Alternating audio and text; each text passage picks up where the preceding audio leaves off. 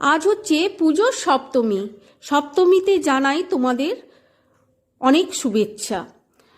আজ সপ্তমীতে আমি বানিয়ে ফেললাম ভাত, আর করেছিলাম উচ্ছে ভাজা, আজ কাঁচকলা বড়া, আর রেখেছিলাম ছাতু।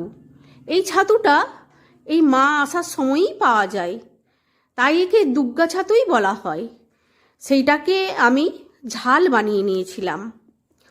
আর করেছিলাম কাতলা মাছের বাটি, তেল তেল করে কাতলা মাছটা বাটি বানিয়ে নিয়েছিলাম। আর করেছিলাম কাঁচকলা বড়ার একটু রস রস করে একটু তরকারি করেছিলাম, সেটাও আমি বাটিতে দিয়ে দিলাম। দিয়ে একটু ভাতের সঙ্গে মাখিয়ে খেয়ে দেখলাম, আহ কি দারুণ হয়েছে। তোমাদের কার কেমন লাগলো জানিও। আর পুজো কেমন কাটছে আমাকে